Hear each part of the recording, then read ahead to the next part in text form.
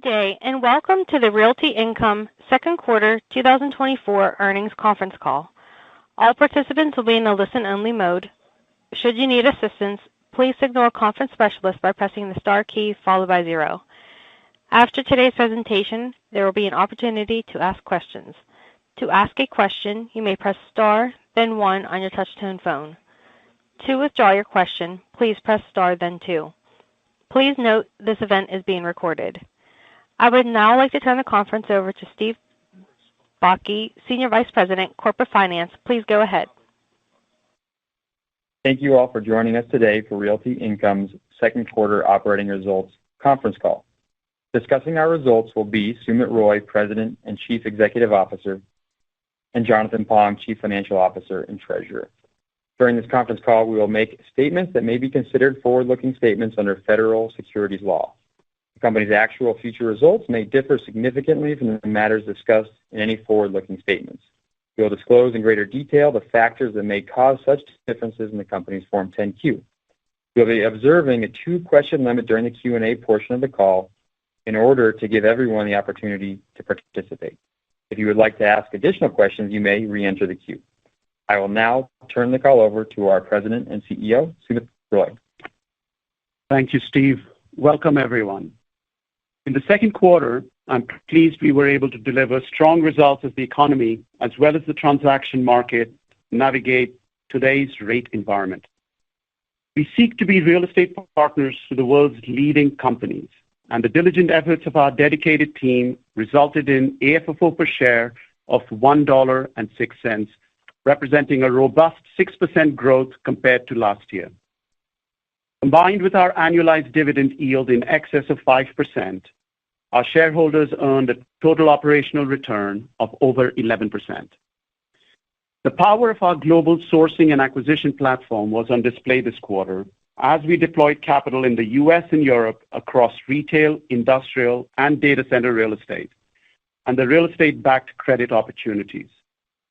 In total, we invested $805.8 million into high-quality opportunities at a blended 7.9% initial cash yield, or an 8.2% straight-line yield, assuming CPI growth of 2%. Of this, approximately $262 million of volume was invested in the U.S. at a 7.6% initial cash yield. The balance of approximately $544 million was invested in Europe at an 8% initial cash yield, including a $377.5 million investment in a secured note at an 8.1% yield issued by Asda, a leading UK grocery operator. As we discussed in the past, we intend to pursue credit investments selectively and only when it may eventually facilitate access to high-quality real estate opportunities, as has been the case with Asda. We also believe these credit investments represent a profitable means for Realty Income to participate in and benefit from the current rate environment. Furthermore, from a risk management perspective, we view these credit investments as a prudent natural hedge to the inherent rate exposure as we have on the liability side of our balance sheet. Providing further detail on investments in the quarter, we executed 79 discrete transactions with 55 clients, including 2 new clients across 22 industries. 31% of direct real estate investment volume was allocated to new sale leasebacks. Touching on our sourcing activity, we were pleased that our transaction discipline earlier this year is bearing fruit, as this quarter we began to see a greater number of opportunities available at pricing that aligns with our cost of capital. This improvement supported the $200 million increase in transaction volume sequentially, and it drove the investment guidance increase to $3 billion in June, a 50% increase from our prior guidance.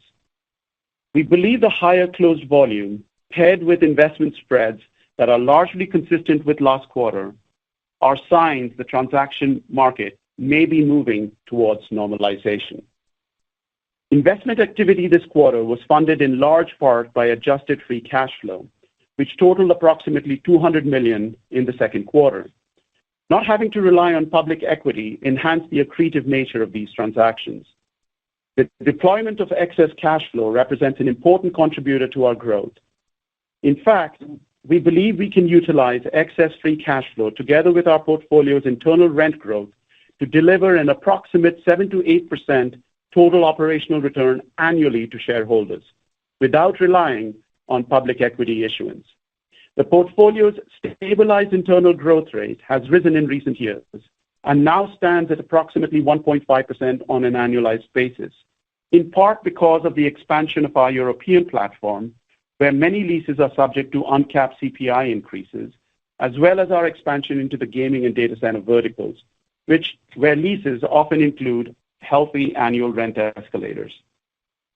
With the benefit of excess free cash flow, second quarter capital deployment activity resulted in an investment spread of approximately 293 basis points, which, like the first quarter, is well above our historical spread of 150 basis points, in part due to the utilization of excess free cash flow.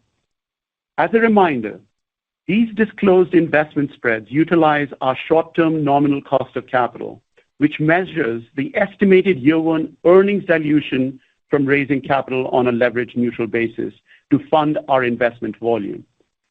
This is different from a higher long-term cost of capital, which applies a growth premium to our cost of equity to account for the long-term return requirements for our investors. While we remain vigilant in today's volatile environment, seeking only the most attractive risk-adjusted return opportunities, we will also only utilize external capital opportunistically, aiming to augment our growth rate at times when our cost of capital becomes increasingly attractive as compared to prevailing market investment yields. An additional source of capital in the second quarter was dispositions. We utilized proprietary predictive analytic tools in combination with the insights of our asset management and research teams to drive the decision to sell 75 properties for total net proceeds of approximately $106 million, bringing the year-to-date total to approximately $202 million.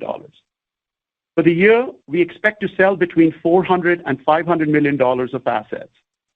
As we continue to calibrate and hone our predictive analytic tools, advancing our investment thesis on each property in our portfolio, we may be more active on dispositions than in the past. We continue to optimize our portfolio composition and investment returns while broadening our use of organically generated capital to finance growth. Another critical point of differentiation for Realty Income is the strength of our balance sheet, underpinned by our low leverage of A3/A- credit ratings by Moody's and S&P respectively, and our access to capital on a global basis. During the second quarter of 2024, the combination of internally generated cash flow and disposition sale proceeds allowed us to fund most of our investment activity without settling any newly issued equity capital, while still maintaining our leverage metrics at or below our long-term targets. Shifting to operations, our portfolio continues to generate very solid returns and to perform in a very stable fashion. Occupancy rose to 98.8% as of June 30th, a 20 basis point increase from the prior quarter. Additionally, our rent recapture rate across 199 leases was 105.7%, totaling approximately $34 million in new annualized cash rent. The size, scale, diversification, and consistency of performance from our global real estate portfolio continues to provide us with excellent visibility to revenue and is a key reason why we have not had a single year of negative operational return in our 30 years as a public company. Managing through periodic store closures is a natural part of our business model, and our top-tier credit research and asset management teams offer distinct competitive advantages, which have consistently enabled us to optimize value in these situations.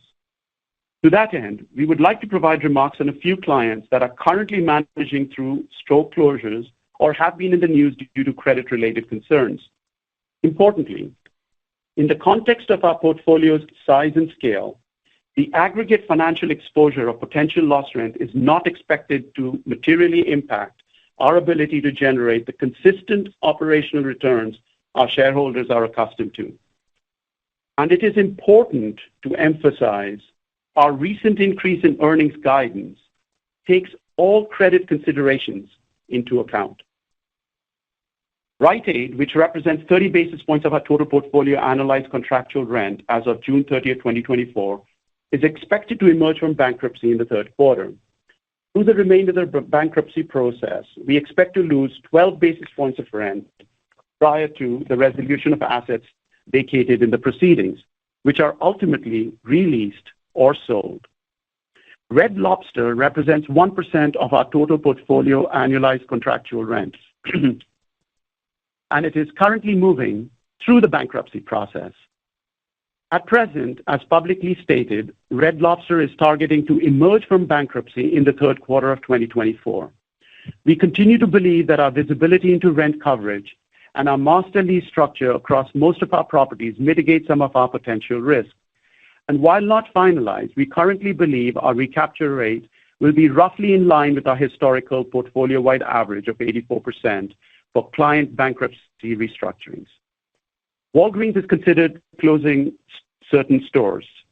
Looking out over the next 2.5 years, we have leases representing only 26 basis points of our total portfolio annualized contractual rent that will expire over that time. Outside of a bankruptcy scenario, which we view as unlikely with Walgreens, these are the only stores Walgreens can legally seize contractual rent payments on once each lease expires. To provide context on historical capture rates in the drugstore industry, we have managed 166 lease expirations since 2013. 80% of these were renewed. That resulted in a blended recapture rate in excess of 100% of prior rent. Dollar Tree, which is investment grade rated, announced the potential split of their Family Dollar brand from Dollar Tree. If this were to result in store closings, Family Dollar leases representing only 5 basis points of our total portfolio annualized contractual rent are set to expire between now and year-end 2026. And of course, in the interim, they're obligated to continue paying rent through lease expiration. Our historical recapture results in the dollar store industries have been similarly favorable. We have managed 263 lease expirations since 2013, of which 86% of the clients renewed at a weighted average rate well north of 105%. In case of our theater exposure, we feel the risks have notably diminished in the past 12 months. Cineworld reduced its debt by $4.5 billion through its restructuring, and AMC recently made improvements to its financial position by extending debt maturities and additional equity issuance. It is important to note that in total, the rent at risk from Rite Aid, Red Lobster, Walgreens, Dollar Tree, as well as At Home and Big Lots, which is 11 basis points of rent, represents in total only 2.3% of our total portfolio annualized contractual rent through year-end 2026. And if we achieve the recapture rate in line with our long-term average for bankruptcies, which is 84%, this suggests only approximately 37 basis points of rent is at risk of seizing, or an approximately 2 cents of AFFO per share impact. In addition, if they do take place, advance notice of potential store closures are of incremental value to us because they provide years in many instances to plan the optimal outcome at those locations where the client's plan is to leave, while we continue to be paid rent. This 2 cents per share potential impact is manageable and is counterbalanced by the power and stability of our net lease business model, which is underpinned by diversification across more than 15,000 properties, 1,500 clients, and 8 countries on 2 continents. Hence, we believe it is important to separate the store closing headlines from the manageable impact they have on our financials. With that, I would like to turn it over to Jonathan to discuss our second quarter financial results in more detail. Jonathan?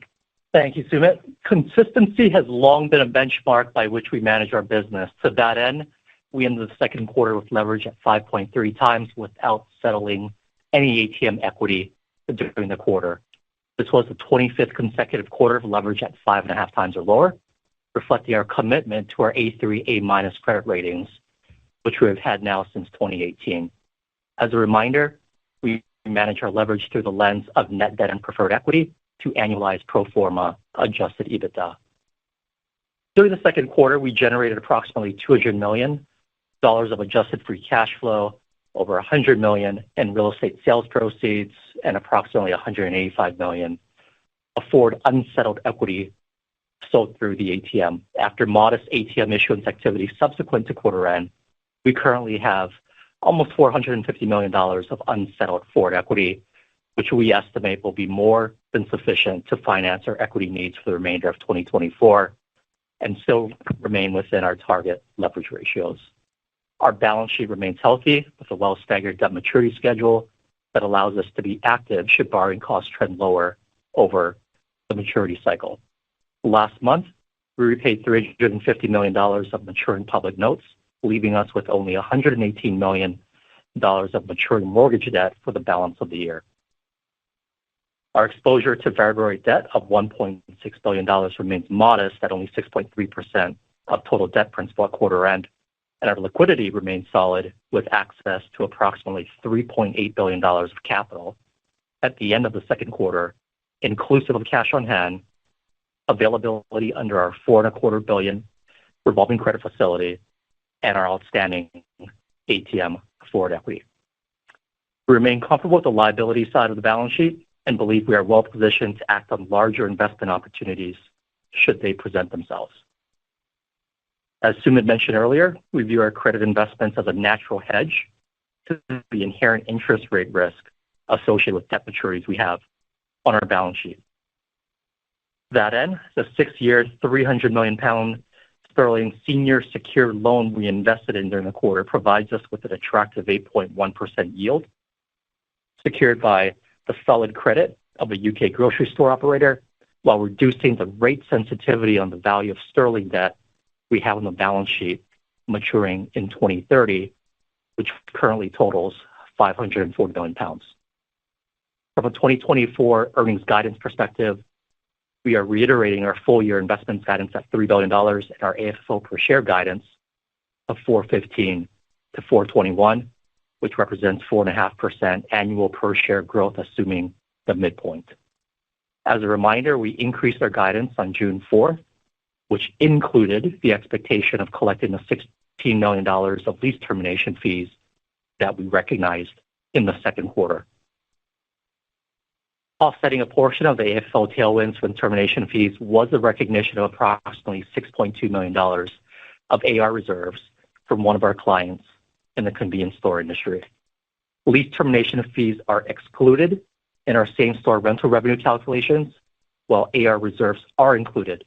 And thus, the $6.2 million of reserves that we recognized on one client in the quarter, alongside impacts from our theater portfolio, held back our second quarter same-store rent growth by approximately 60 basis points, resulting in overall same-store growth of 0.2% for the quarter. Including this reserve, we continue to expect our full-year same-store rental revenue growth to recover to close to the 1% level for 2024. With that, I'd like to hand the call back to Sumit for closing remarks.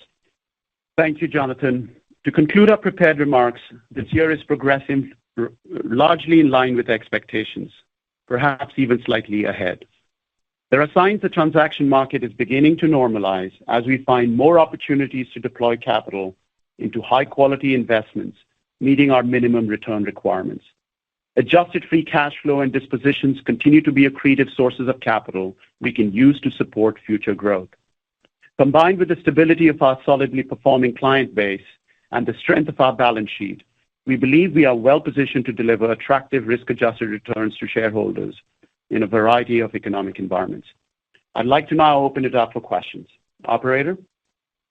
We will now begin the question and answer session. To ask a question, you may press star, then one on your touch-tone phone. If you are using a speakerphone, please pick up your handset before pressing the keys. If at any time your question has been addressed and you would like to withdraw your question, please press star, then two. The first question comes from Michael Goldsmith from UBS. Please go ahead. Good afternoon. Thanks a lot for taking my question. The largest component of your investment volume this quarter was the investment in the ASDA notes. How should we think about the different investment buckets that you have when it comes to expectations for the back half of the year? Thanks. Thank you, Michael. That's correct. We did have a $377 million investment in the ASDA loan, which was very opportunistic, and we've already highlighted the reasons as to why we did that. What you should expect for the balance of the year, for the remaining half of the year, is that we are probably going to have the majority of our investments, if not 100% of our investments, in our more traditional investment, asset level, portfolio level real estate direct investment. That's what's going to make up the balance of the remaining 6 months. Got it. And then as a follow-up, can you talk a little bit about the opportunities you're seeing in the U.S. versus European markets? Outside the loan, you leaned a little bit more to the U.S. in the second quarter, a reversal from the first quarter. So can you talk a little bit about what you're seeing in these markets and the spreads in the U.S. versus Europe? Thanks. Yes. So we had, during the first quarter, we had said that, we're starting to see some green shoots here in the U.S. Where, sellers were starting to realize the higher cap rate environment was here to stay. That obviously resulted in an increase in volume in terms of investments here in the U.S. in the second quarter. We expect that to continue into the remainder of the year. The volume increase that we saw with regards to sourcing will also attest to that phenomena. And I think with the backdrop that we are seeing on the cost of capital side, I do think that there will be more transactions that will materialize in the next half, especially here in the U.S. The markets in Europe have been fairly stable. I think the expectations of the interest rate cuts were well understood. And, what we saw play in the first quarter where we had some opportunistic sellers come to the market, and we were the beneficiaries of those transactions. Similar transactions took place in the second quarter. And, we feel pretty confident that, that trend will continue for the remainder of the year. But you should see an increase in volume coming from the U.S. and more of the same in markets outside the U.S. The next question comes from Joshua Dennerlein from Bank of America. Please go ahead. Yeah, hey guys. Maybe just going back to the ASDA loan. I think you've done some other loans in the past that were pretty sizable. Just kind of how do you think about like the duration risk and just like when you're typically taking the equity stake and doing a real estate loan, it's like you would assume the real estate's forever, but for a loan, it's kind of limited duration. Like, how does that factor into your underwriting? And just like, is there a limit maybe on exposure you want to have for lending? Yes. So Joshua, we've been very, clear with the market that the credit investment side of the business is an addendum to what we are offering our clients. We believe that opportunistically it makes a lot of sense for us to continue to be a partner to our clients, such as ASDA. And when you look at the investment we made, $377 million at an 8.1% 6-year paper, and you overlay the fact that we have maturing debt, close to 600 million British pounds coming due in about the same time frame. This is one of the reasons why we did what we did. Let me put this in perspective in a slightly different way. If we were to go out and try to do a sale leaseback on ASDA real estate today, it would probably be in the mid sixes, maybe even in the slightly inside of that. And so for the same credit, if you're able to get 160, 170 basis points of additional spread over a 6-year period, I think it's and get the same exposure in terms of the credit, it's something that, for us made a lot of sense. The other reason is one that we've continued to, share with the market around why we have gone down this path of credit investments. We've always felt like, okay, we want to be long-term partners to some of our clients. We are willing to do 20-year paper, sale leasebacks, on their real estate. We are long the credit. We like the credit. And if we can continue to, create an even closer relationship by participating higher up on the capital stack, that is something that makes a lot of sense for us. Especially when you take it in the context of, we are experiencing the negative impact of higher interest rate environment on our own balance sheet. And if we can offset, using this credit investment as a tool, this negative impact that we experience by participating on the asset side, by providing, credit to some of our clients, then this is a very nice way to hedge this, this negative impact. Having said all of this, we've also been very clear that credit investment is going to be a point in time. This is not a tool that will work in every environment, and we don't expect to do credit investments in a very low interest rate environment. So for all of the reasons that I've just enumerated, it's a wonderful tool to have, and thankfully we have the relationships with clients who want us to participate. We would like to participate, and it acts as a natural hedge to some of the negative headwinds that we encounter in this environment. So that's why we did what we did. Okay. And then maybe just one other question. Just you mentioned the expansion into data centers and gaming. It helps drive internal growth by going into those verticals. I guess, are there any other verticals you're looking at or where you think you can get that higher internal growth rate if you're already in that vertical? Yeah. So the areas that give us that higher internal growth largely are the two you've mentioned and the international market. And obviously, this is not a new vertical for us, but industrial does tend to have higher internal growth as well. And the combination of our investments in these areas have resulted in the profile of internal growth changing from circa 1% in our business to 1.5%. And that will continue to be the areas that we focus in the future. I think this was a question that was asked in a previous call as well. Are there any new verticals that we are looking at? And the answer is no.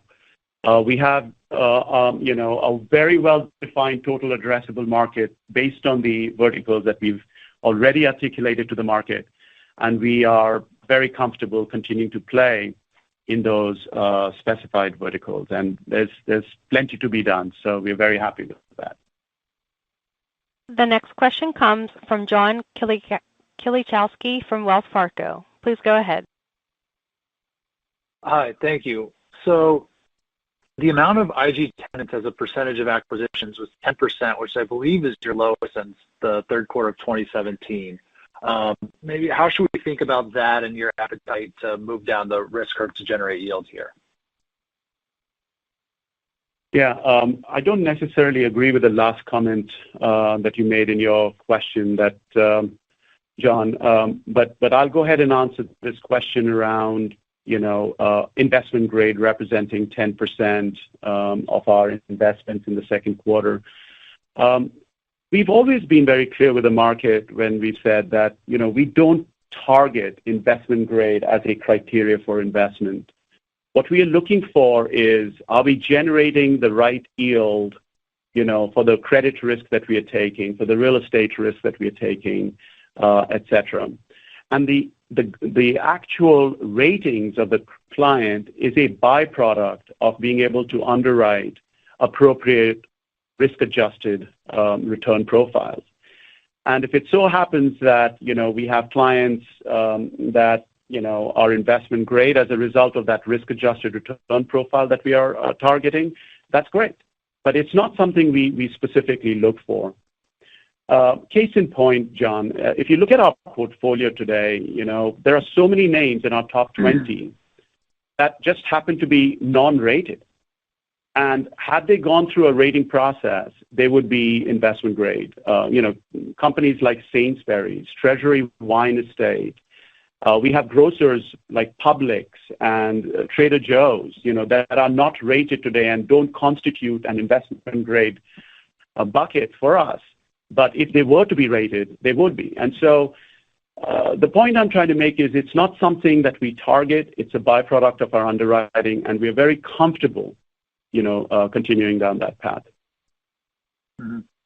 Understood. And then I guess maybe jumping to bad debt here. On the last call, you mentioned the conservative nature of your bad debt number. I don't believe you provided it, but maybe could you talk about where it is today and if there's upside to your guide here?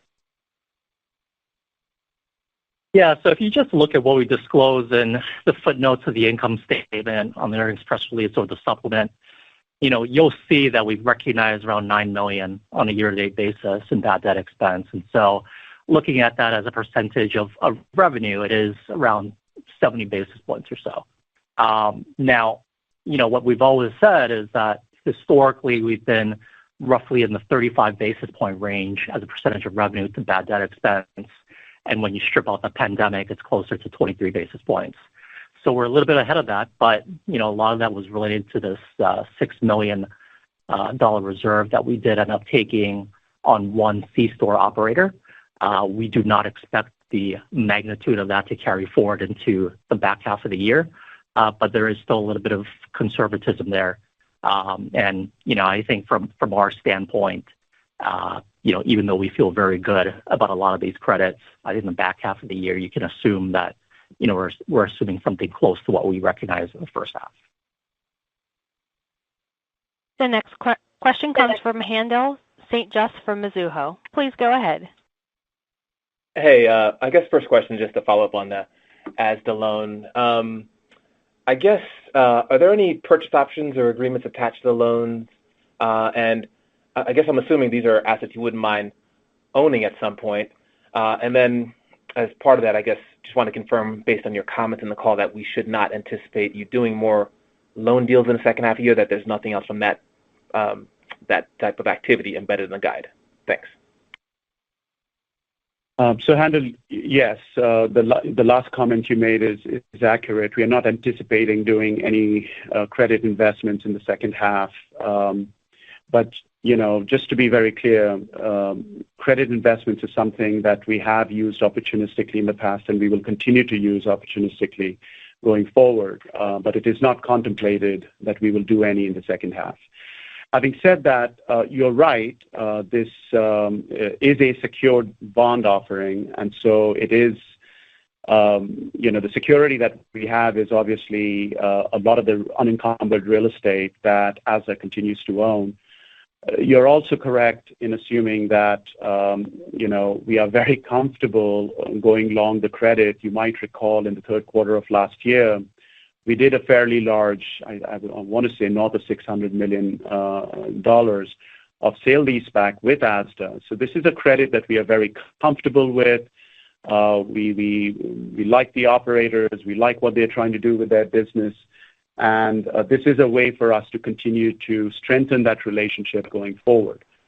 But yes, part of what we are trying to do is in the event they decide to go down the path of doing sale leasebacks, we are going to be first in line. There are no guarantees, but we will be first in line for those conversations. And that's exactly the type of position we would like to be in going forward with clients such as this. Got it. It's helpful. Thank you for that. And one more, if I may. I was intrigued by your comments on the investing landscape today. It sounds like you're seeing more opportunities to fit your buy box given your improved cost of capital, and that seems like you're willing to be more active if the right opportunities present themselves. But I guess I'm curious if the lower cost of debt and just improving cost of capital more broadly is perhaps allowing some private competition to enter the space. So I'm curious if you're seeing any incrementally new competitors or private equity re-entering the landscape here. Thank you. Sure. Good question, Haendel. Look, I think it's a little too early, but the reality is that in the event that interest rates do start to come down, private equity that has largely been absent from the market should, start to come back in. We are not currently seeing that in the transactions that we are pursuing. We are seeing some institutional capital, I wouldn't call them private equity, coming into the market and becoming a bit more aggressive. But It's not prevalent yet. But yes, if the interest rate environment continues to be positive, i.e., rate cuts start to materialize, finding private equity as a competitor is certainly something that we should expect. You talked about us becoming more aggressive given, our cost of capital having improved, especially over the last couple of weeks. That is true. And, our cost of capital has improved. But the point I want to keep making, Handel, is we want to remain very disciplined. We do believe that there will be more transactions that should take place, just given the backdrop that we've talked about. But we don't have to do a whole lot to generate, the earnings guidance that we've shared with the market. And if the market opportunistically produces, transaction for us that we feel like, makes a lot of sense for our portfolio, we will absolutely be first in line to take advantage of that. And that's the position that we want to be in. And but I don't think, the fact that our cost of capital has improved, that's going to be the impetus to go out there and start doing more transactions. I think, the materialization of actual transactions that we would like to be successful pursuing, that is going to drive, what we do in the second half. And we feel, based on everything that we are seeing, plus the pipeline that we have, very confident that, the investment market will continue to improve. The next question comes from Smedes Rose from Citi. Please go ahead. Hi, thanks. Just on that, I was just wondering about the transaction activity that you kind of have in your sideline. I mean, do you see more kind of larger portfolio deals in the offering, or is it more kind of smaller kind of one-off transaction opportunities? Any sort of changes since your last quarterly call? Smeed, there are some large transactions that will be coming to market in the second half. These are existing clients that we have, that we are in constant conversations with, as to whether, we are lucky enough to win those transactions, or whether they actually end up coming to market is still a bit of a question mark. But we are starting to see those types of conversations taking place, and we feel pretty good that the market's going to improve. Our pipeline is largely along the lines of what we've achieved, to date on the straight up organic acquisition side. And there aren't any, billion-dollar portfolios, if that's what you're thinking, that we have in our pipeline yet. But the conversation leads me to believe that, there will be larger portfolios coming down, but we'll see. Okay. And then I guess I just wanted to ask you too. I'm sorry if you maybe addressed this, but the termination fees you received in the quarter, they were related to one particular client, or were this just a bunch of fees that happened to come in at once, or just kind of wondering what they were related to? Yes, those are related to one particular tenant. It's really reflective of an agreement that our team was able to reach with them for a handful of assets, not the entire exposure, but just a handful of them. The next question comes from Greg McGinniss from Scotiabank. Please go ahead. Hey, hope you're doing well. I was just hoping to get a little more color on how you're identifying assets for disposition, whether that's tenant credit, renewal risk, geography. Any color would be appreciated. Sure, Greg. So a lot of it is very, it's opportunistic. It is an analysis, a very deep analysis that the asset management team, takes on looking at assets for existing clients that may not have, the right return profile that, longer term because the markets have changed, or that particular location is not what it used to be. There could be several reasons as to why they get into the disposition list. one of which could be credit as well. And so, we are using our predictive analytic tools to help, monitor, these 15,000 assets that we have at any given point in time. And it's coming out with a rating that then suggests that, hey, this one may have a high location risk or low fungibility available to these locations. And then we overlay the credit, on top of that.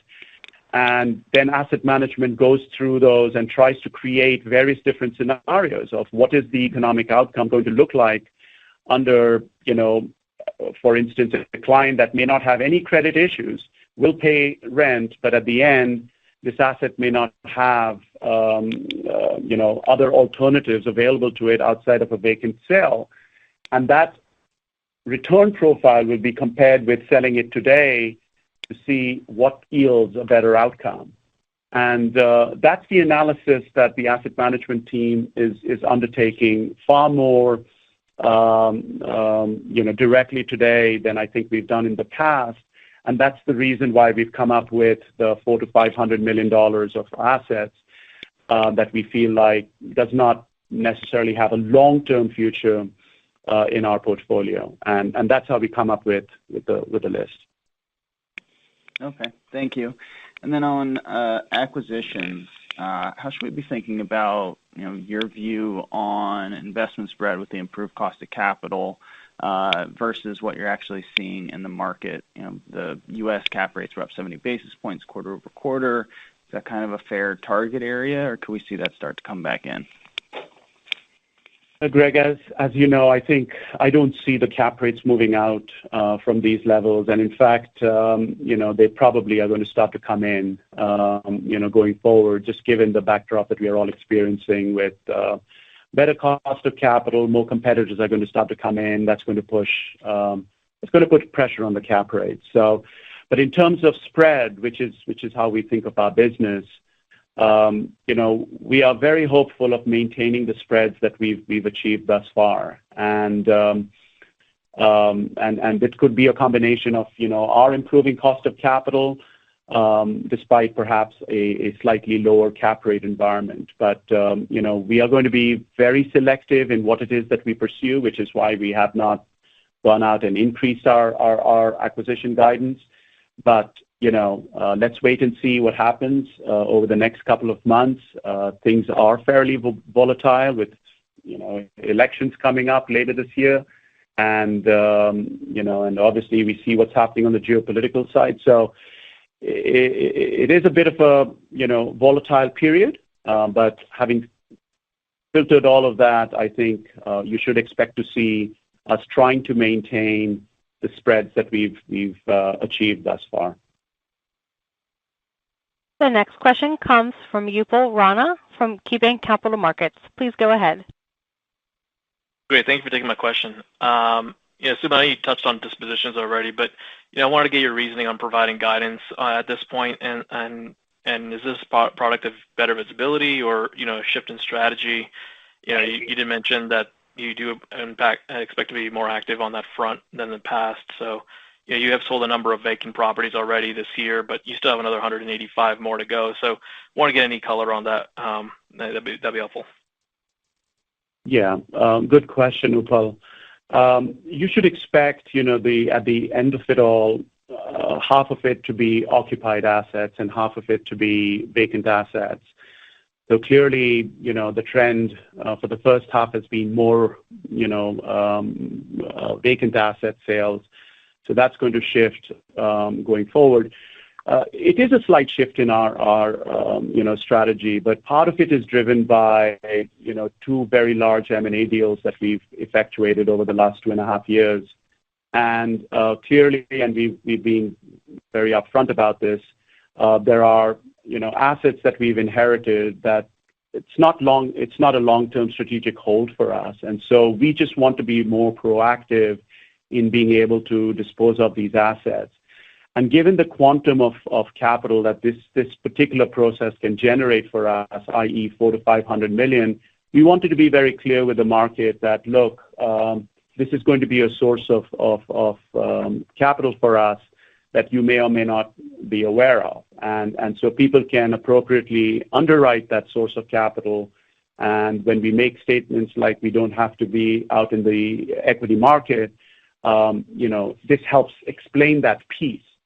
But the strategic rationale is always a constant vigilance on what is it that our portfolio looks like, where has our strategic shifts occurred, given everything that we are seeing, and being a lot more proactive on the disposition side than we had traditionally been. Okay, great. That was helpful. And then you mentioned in your prepared remarks about the transaction market moving towards normalization.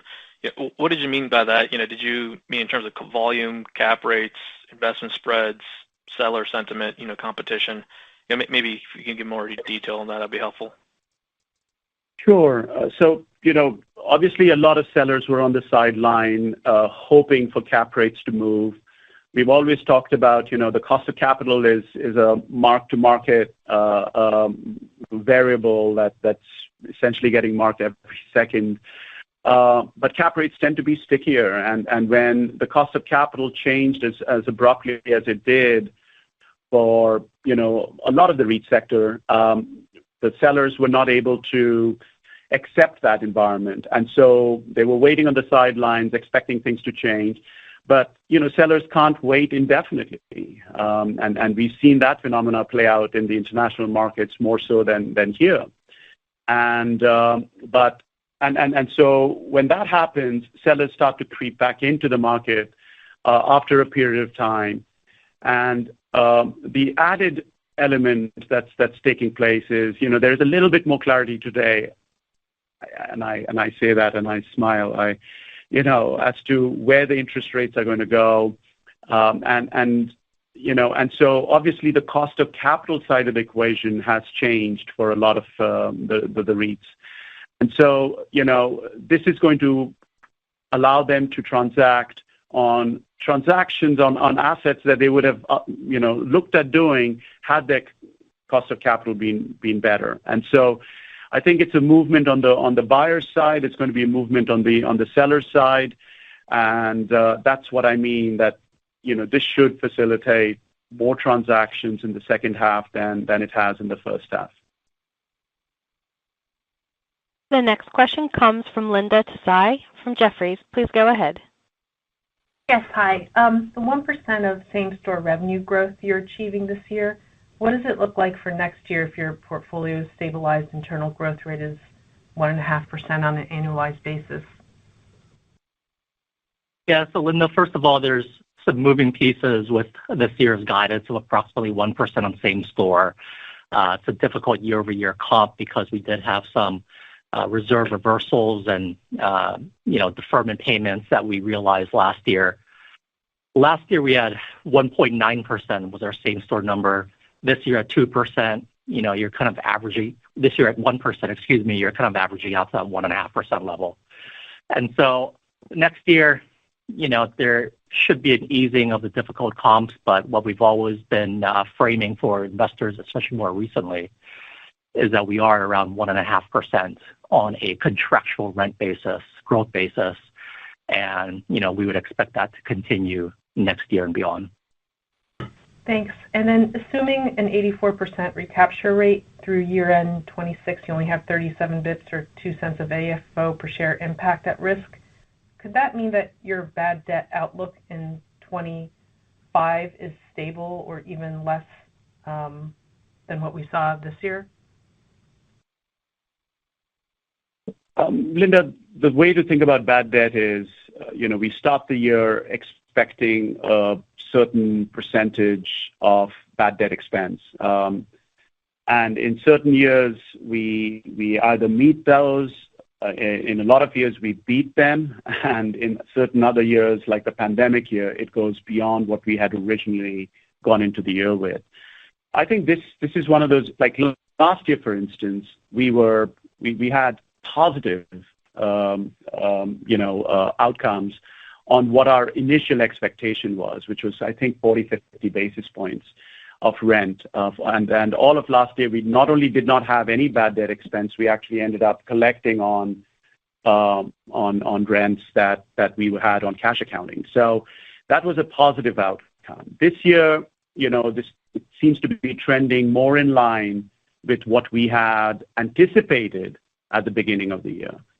And there is some potential upside, but we are not, we've still got 5 months left, and we'll see how things play out.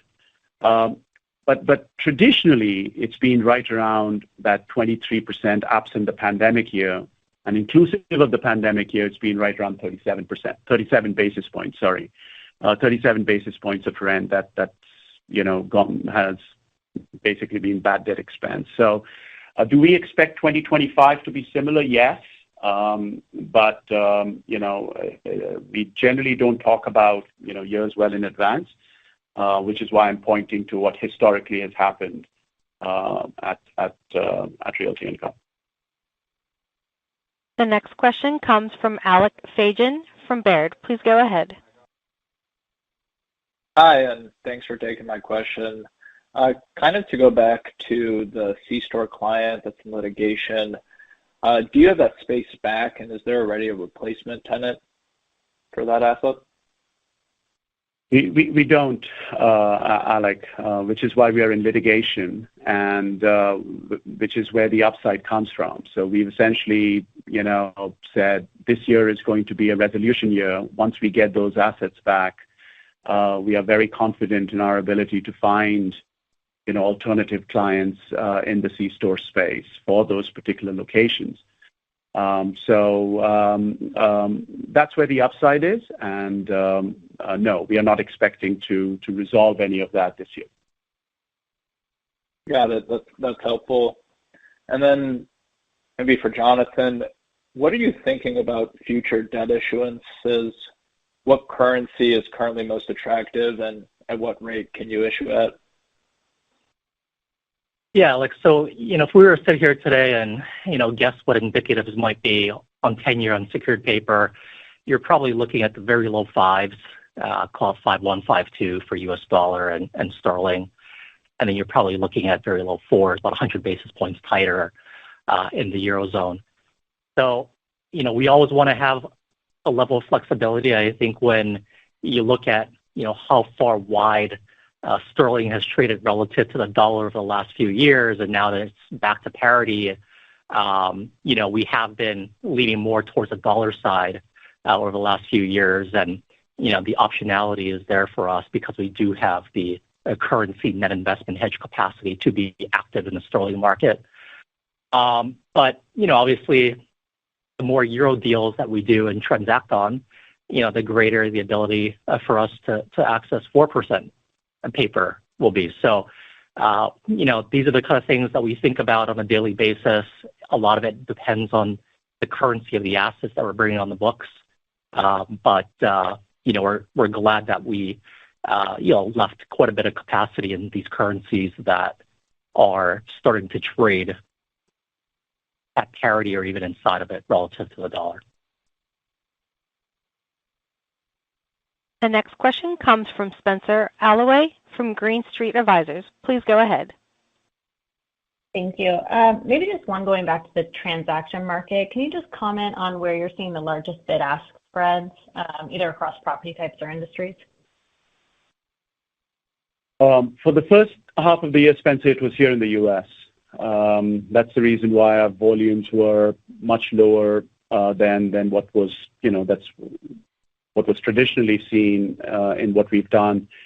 I think that's starting to compress that bid-ask spread, which is the reason why we feel pretty confident that the markets here in the U.S. is going to start to materialize favorably for us. So that's what we're seeing.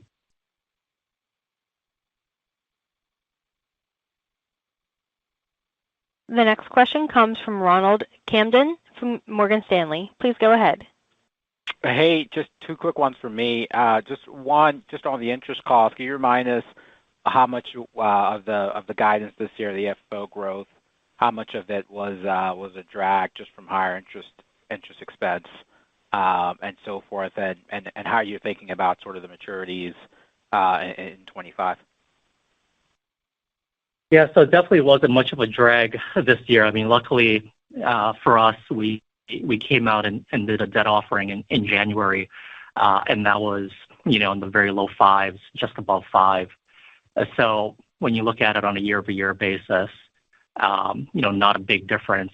We did obviously have a $350 million bond that we did repay, so there's a little bit of dilution from that.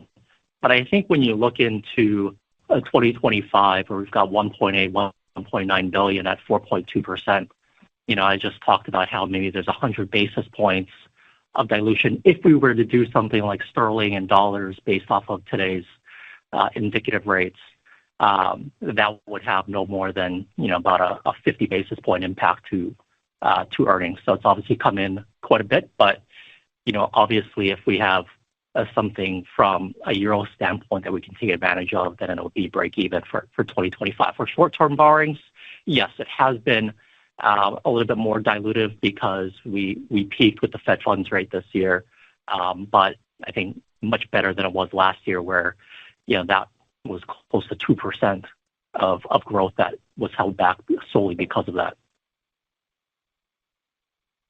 Great. And then my second question was just on the new growth verticals, specifically just double-clicking on sort of data centers and sort of gaming. Obviously, you've done 2 great deals with 2 great partners, but just wondering, as you're thinking about sort of the future deals opportunity, is there sort of any lesson learned, any way that you want to structure it differently maybe, that you're thinking about? Has the opportunity, gotten more attractive, less attractive? Just trying to get a sense of where we are, 12, 24 months into this process. Thanks. Thanks, Ron. So on the gaming side, just based on performance of the assets that we have visibility into, it's clearly been a great investment for us. Both the assets that we currently either own 100% or partially own have continued to perform, and then the leases that were structured were, in our view, very favorable leases. It was a fair lease both to the operator and to us, and I'm not sure if there's anything there that we would change based on what we've learned over the last two years. On the data center side, we've only got one investment that has now come online. And we are very excited about, continuing to work with our partner, our existing partner, and some new partners that we are trying to cultivate within this space. Like I've said, the hyperscale business with enterprise clients, it's a massive business and one that I don't think any single or even 3-4 sources of capital can solve. And we believe that this is a total addressable market that has a place for somebody like us, partnering with the right developers, operators, to create our own, portfolio that grows from where we are today. And I don't need to go into the thesis as to the why, but it's fairly new for us to really reflect on lessons learned. We are still trying to build that particular pipeline up, and in time, I'm sure, we will share lessons learned. But one of the things that we are very focused on, and this is not necessarily based on our own history, but the history of this particular sector, is to make sure that the rents that we are underwriting to day one are rents that can be supported, come renewal time, even 10, 15 years out. And I think that was one of the lessons that this particular sector had to learn the hard way when they went through renewals and they were taking write-downs in this space. But outside of that, make sure that, things that can become obsolete are investments that we would want the operator to make, and we stay as close and as true to the real estate as we possibly can. That's really the lens through which we are looking at the data center space. We have a follow-up question from Linda Tsai from Jefferies. Please go ahead. Hi. Thanks for taking my follow-up. Just on the 84% recapture rate, how much does that number move around any given year? And could that actually go down next year if you have a longer run rate for knowing when those closures are going to happen? No, the 84% is our historical average through the bankruptcy process. So any client that goes through a Chapter 11 process, and if you compare the emerging rent to the pre-bankruptcy rent, that recapture rate is 84%. And Linda, if you look at the amplitude within that 84%, if you actually look at individuals, we've had situations where, we've collected 70% or 65% of the rent, and then there have been, situations where we've collected 100% of the rent, pre-bankruptcy versus post-bankruptcy. So there is variance around this 84%, but that has historically been what we've achieved, and that's the number that we are sharing with the market. Thanks. Thank you. This concludes our question and answer session. I would like to turn the conference back over to Sumit Roy for closing remarks. Thank you all for joining us today. We look forward to speaking soon and seeing you at conferences in the coming months. The conference is now concluded. Thank you for attending today's presentation. You may now disconnect.